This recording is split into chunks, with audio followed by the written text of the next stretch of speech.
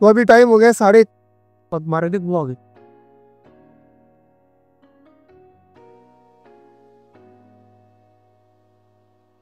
Good morning guys.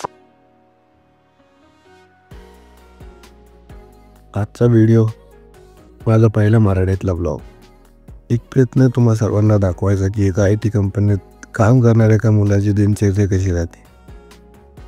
बघू, तुम्हाला आवडलं तर नक्की कळवा।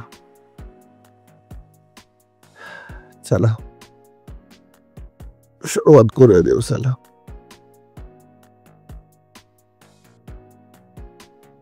आता वेळ झालाय सकाळची 8:30। आपला जो क्लायंट आहे, आपण UK क्लायंटला सपोर्ट करतो, तर आपली शिफ्ट टायमिंग 1 ते 10, 2 ते 11 अशी राहते। भरपूर वेळ आहे आपल्याकडे आता आपल्या दिवसभराचे काम ओरकून घेण्यासाठी। तर आता वेळ झाली दुपारचे 12:30 आणि आपण झालेले तयार। पण आपण पूर्ण तयार कधी होतो माहिती आहे का? हा पत्ता टाकला लेट्स गो। नेक्स्ट कन्फ्युजन जे आपल्याला असतं ते असतं की आपण ह्या गाडीत जायचं का आपल्या त्या गाडीत जायचं सेल्टोसमध्ये। पण तुम्ही रस्त्याची अवस्था बघताय, सो वी हॅव डिसाइडेड की आपण जाणार आहे ह्या गाडीने, कारण की तुम्ही बघू शकता ही गाडी ऑलरेडीच फार घाण आहे, धुयचं टेन्शन नाही काय नाही, म्हणून आपण त्या गाडीनं न जाता आपल्या ह्या गाडीनं जाणार आहे आज ऑफिसला।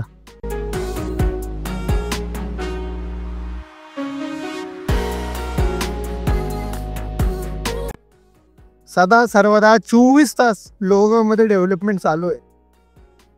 कधीही बघा कुठं ना कुठं खोदकाम चालूच आहे, कुठला ना कुठला रस्ता खोदलेलाच आहे। लोगावला असं डेव्हलप करते की न्यूयॉर्क सिटी बनवून टाक, काय सांगायचं। ते बघा या आतमध्ये जायचा दररोजचा रस्ता होता, खोदून ठेवला प्रॉपर।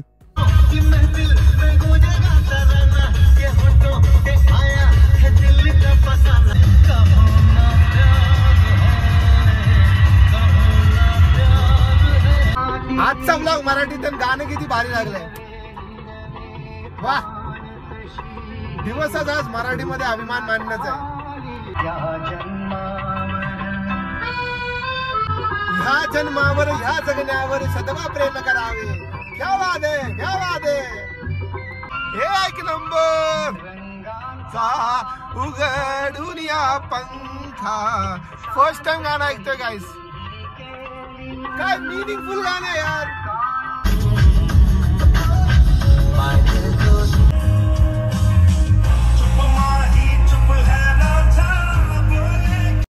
काहीतरी इथं कशाची तरी कॅम्पेन चालू आहे, सोशल अवेअरनेस मे बी, माहित नाही, पण चांगले।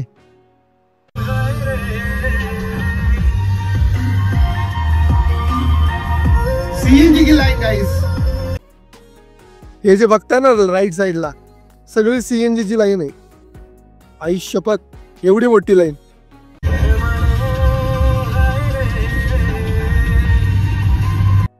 तर मित्र, स्वागत आहे तुमचं मुंडव्याच्या ब्रिजवरती। ज्या दिवशी या ब्रिजवरती ट्रॅफिक नाही लागत त्या दिवशी समजून जायचं तुमचा दिवस जे आहे ना तो 1 नंबर जाणार आहे, कारण की हाच तो चौक पॉईंट आहे जिथं अर्धा ते 1 तास आरामात जातो, आरामात, कुठंच काय बोलायचं नाही। पण आपल्याला हा ब्रिज आज अख्खा मोकळा भेटलेला आहे, मे बी ऑफ टायमिंगमुळे असेल।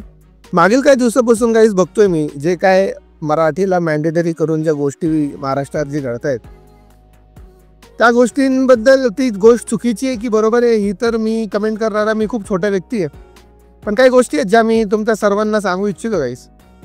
कसं आहे ना, UP, बिहार, MP, मध्य प्रदेश इथली लोक 3-3, 4-4 पिढ्या जरी इथं राहून गेली ना, तुम्ही त्यांना विचारलं तुम्ही महाराष्ट्रीयन आहे का, ते गर्वाने अभिमानाने सांगतात की नाही आम्ही महाराष्ट्रीयन नाही, आम्ही UPचे, आम्ही बिहारचे, आम्ही राजस्थानचे, आम्ही MPचे। पण जर हीच गोष्ट एखादा मराठी माणूस जर म्हणला की मी महाराष्ट्राचा आहे, महाराष्ट्र माझा आहे, तर का कुणाला त्रास होतो मला माहित नाही। मी नाही म्हणत आहे यार की जी पद्धत सध्या चालू आहे त्या लोकांना मराठी शिकवायची ती पद्धत चुकीची आहे का बरोबर, पण मला असं मनातनं पर्सनल माझं व्यक्तिगत असं मत आहे की जे लोक इथं 1-1, 2-2, 4-4 पिढ्या राहत आहेत, 4-4 वर्षापेक्षा जास्त तिथं टाइम घालवत आहेत, त्या लोकांनी मराठी शिकलं तर काय वाईट आहे।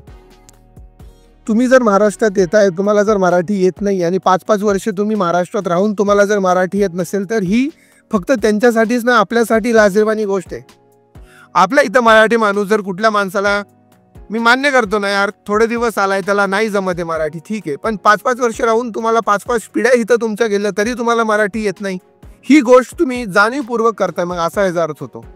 आणि आपल्याही माणसाची तेवढीच चूक आहे यार. समोरच्या माणसाला जर आपल्याला माहित आहे समोरचा माणूस हिंदीमध्ये बोलतोय किंवा मराठीत बोलतोय, तरी आपल्यालाच नाक खुपसायची सवय मध्ये मध्ये जाऊन मराठीत बोलायचं सोडून हिंदीत बोलतो. ही गोष्ट कुठे ना कुठं आपणही बदलली पाहिजे. त्या लोकांना अभिमान आहे की अरे 5-5 पिढ्या इथं घालून ते लोक अभिमानाने छाती ठोकून सांगतात की नाही, मी महाराष्ट्रीयन नाही आहे, मी UPचा आहे, मी MP चा आहे, मी राजस्थानचा आहे. आणि का नसावा, त्यांना गर्व असणं साहजिक आहे. पण ही गोष्ट तुम्ही पण लक्षात घ्यायला पाहिजे नॉन महाराष्ट्रीयन लोकांनी, की मराठी माणसालाही गर्व नाही आहे यार, माज आहे तुम्ही म्हणू शकता मराठी असण्याचा. जर बाहेरची लोक इथं येऊन जर ते म्हणत असतील की महाराष्ट्र तुम्हारे बाप का नाही आहे, तर त्यांना एकच सांगू इच्छितो, महाराष्ट्र हमारे बाप का ही आहे. तुम्ही तर तुमच्या राज्य, तुमचे जे मूलभूत तुमचे जिथनं तुमचे रूट्स आहेत ते तुम्ही विसरू शकत नाहीये, तर आम्ही जर आमच्या महाराष्ट्राला आमचं म्हणलं तर त्याच्यात काय प्रॉब्लेम आहे? तुम्हाला प्रॉब्लेम नसला पाहिजे ना. पण एवढं सांगतो यार की जर तुम्ही येताय गावखेड्यातनं, आमच्या पण महाराष्ट्रातनं गावखेड्यात तिथं मोठ्या मोठ्या IT कंपनीत काम करायला लोक येत आहेत. गरजेचं नाही ना, इम्पॉर्टंट नाही आहे की तुम्ही ज्या IT कंपनीत कामाला आहे तिथला वॉचमॅन, तिथला ड्रायव्हर, छोटे मोठे कामं करणारी लोक त्यांना हिंदी येत असेल, मग ते लोक त्यांच्या राज्यात त्यांच्या महाराष्ट्रात राहून ते लोकांनी हिंदी शिकावी आणि तुम्ही मराठी शिकू नये, ही तर चुकीचं आहे ना. ते कुठे गेलेलं नाहीये. आणि ही गोष्ट मी सर्वांना सांगतो की फक्त अशा लोकांना नाहीये जे बाहेरच्या राज्यात नेऊन महाराष्ट्रात राहत आहेत. महाराष्ट्रामधली जे माझे भाऊ बहीण आहेत जे बाहेरच्या राज्यात गेले त्यांनी तिथली भाषा शिकली पाहिजे. पण एकंदरीत ही जी पद्धत चालू आहे की तुम्ही इम्पोज करताय, तुम्ही फोर्स करताय, तुम्ही हाणामाऱ्या करताय, ह्या कुठे ना कुठेतरी थांबल्या पाहिजे. पण पूर्णपणे त्यांची गोष्ट पण चुकीची नाही म्हणता येणार. आणि मी खूप लोकांना ओळखतो यार, जे लोक बाहेरच्या राज्यातनं येऊन इथं धंदा करतात, मोठे मोठे त्यांनी 2-2, 4-4 गुंठ्याचे प्लॉट घेतले, त्यांचे मोठे मोठे गोडाऊस आहेत आणि त्या लोकांना मराठी येते. आणि तुम्ही कुठे कधी त्यांना जाऊन विचारू शकता यार की तुम्ही मराठी शिकले, तुम्हाला ह्या गोष्टीचा त्रास झालाय का तुम्हाला फायदाच आहे? अरे तुम्ही तर धंदा करताय, एखादा गावखेड्यातला माणूस तुमच्याकडे आला, मस्तपैकी तुम्ही त्याच्याबरोबर जर ग्राउंड रूटला जाऊन कम्युनिकेट करू शकत असाल, त्याची रिक्वायरमेंट तुम्हाला समजत असेल, तर ह्याच्यात काय वाईट आहे मी म्हणतो. म्हणून यार मी काय लय मोठा पॉलिटिशियन नाहीये, मी फक्त एवढंच माझी सांगायची इच्छा होती की बाहेरच्या राज्यातनं पण जे लोक आलायत ना यार, त्या लोकांनी थोडं कष्ट टाका, थोडं पुश करा. तुम्ही जर फिरायला आला असेल तर you are most welcome. Maharashtra खूप सुंदर राज्य आहे, तुम्ही मस्तपैकी एन्जॉय करून जाऊ शकता. पण जर तुमचा इथं सेटल व्हायचा विचार असेल तर मराठी तुम्ही शिकलीच पाहिजे. ह्याच्यात 2 राह नाही आहेत, ह्याच्यात 2 वाटा नाही आहेत.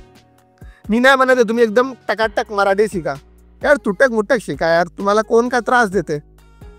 तुम्ही एवढी तरी अंडरस्टँडिंग झाली पाहिजे की तुम्हाला मराठी समजतीये आणि तुम्ही जे कम्युनिकेट करू शकता समोरच्या माणसाला तुमचं मत, बस दॅट्स इट. अजून कुणाच्या काय अपेक्षा नाही आहेत.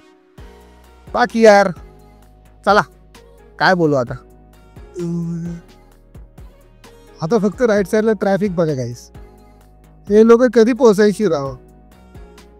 सगळ्या लोकांना पुण्यात यायचंय, ऑपॉर्च्युनिटीज पाहिजे, मोठं व्हायचंय.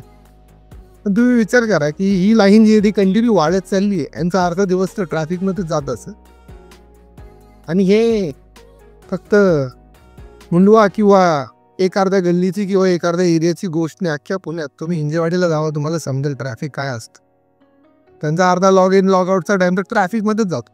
ऑलमोस्ट 1:30 वाजत आलेत आणि आपण सध्या हडपसरच्या ब्रिजवरती 2 मिनिटात आपलं ऑफिस SP इन्फो सिटीमध्ये येणार आहे. इथेच राईट साईडला ग्लायडिंग सेंटर आहे, येऊ आपण कधीतरी ग्लायडिंगला. इथं 200 रुपयाची गोष्ट नाही, मस्त एन्जॉय. आणि आपण आलो इथे, आपण घेतलं लेफ्ट आणि तुम्ही समोर बघू शकता सिपोजी SP इन्फो सिटी.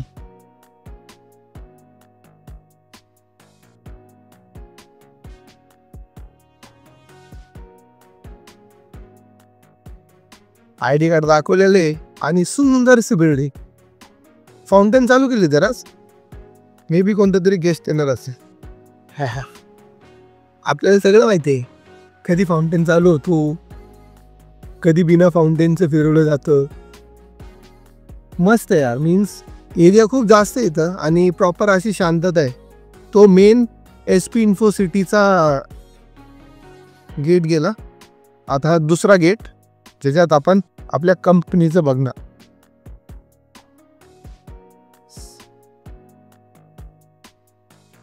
काय हिरवळ आहे, निसर्गाच्या सानिध्यात ऑफिस आहे आपलं, आणि त्यावरनं हा ऑसम मौसम. राईट साईडला आपली बिल्डिंग आहे, पण ती नाही दाखवू शकत मी, कारण की तिथं अलाउड नाही आहे म्हणे. मस्करी करतोय, बघू ना. चला पार्किंग मध्ये जाऊया आता. एकदम गोल फिरून यावं लागतं यार, एकदम कॉर्नर मध्ये आपली पार्किंग आहे. And here we are WNS parking. वाह मौज कर. चला एक खडी. चला पार्किंग शोधूया, गाडी लावूया. अरे आज काय कशाची सुट्टी आहे, इतकं मोकळं मोकळं ऑफिस, रस्त्यावर कोण नाही, ऑफिस मध्ये कोण नाही. विषय काय, विषय गंभीर आहे का नाही काही, का आपणच एक तर डेडिकेटेड एम्प्लॉई आहे. तिथे गाडी पार्क केली, आपल्याला तिकडे जायचंय. लिफ्ट आपली तिकडे आहे. एक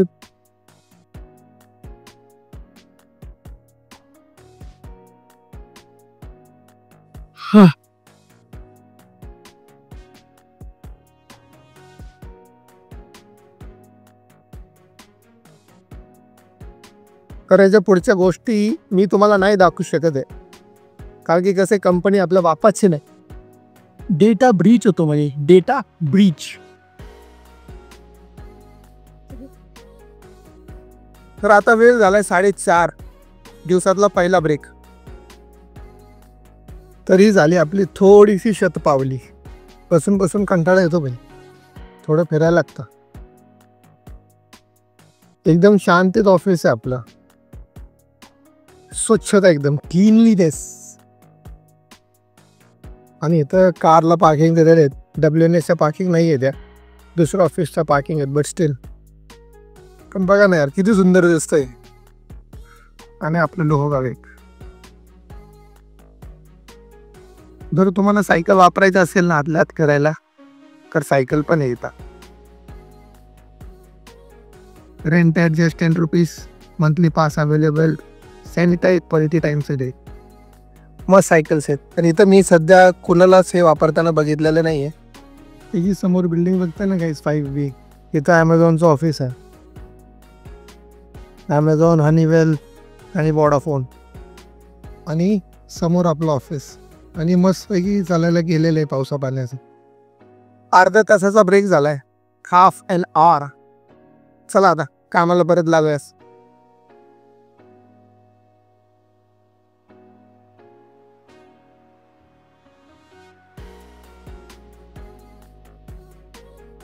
तर चला गाईस, आपला झालाय लॉग आउटचा टाइम. नक्की कळवा मला व्हिडिओ कसा वाटला. एक प्रयत्न होता माझा मराठीत एक ट्राय द्यायचा. जर तुम्हाला आवडला असेल नक्की मला कमेंट सेक्शनमध्ये सांगा. मराठीत पण ब्लॉग टाकायला चालू करेल. ही आपली गाडी. Let's go home baby. तर खरं सांगायचं झालं तर आता रिटर्न जाताना ना, रिटर्नच्या प्रवासात अंधारात तुम्हाला काय दाखवण्यासारखं नाही आहे. आणि जे ग्रीजन आहे तर आपण हा आजचा ब्लॉग इथंच संपवतोय. जसं मी आधी म्हणलं, do let me know in the comment section तुम्हाला जर मराठीत ब्लॉग आवडला असेल माझा. आणि हा जो पट्टा आहे तो आपण आता काढून टाकूया, कारण की आपण आता आजाद झालेलो आहे त्या कॉर्पोरेट मजदुरीपासून उद्या सकाळी 2 वाजेपर्यंत. सो गाईस, एन्जॉय करा, गाडी चालवा, गाडी चालवताना सीट बेल्ट घाला. आणि मला नक्की नक्की नक्की कळवा की आज माझा मराठीतला हा ब्लॉग, माझा जो नवीन प्रयत्न तुम्हाला कसा वाटला. तोपर्यंत जय महाराष्ट्र.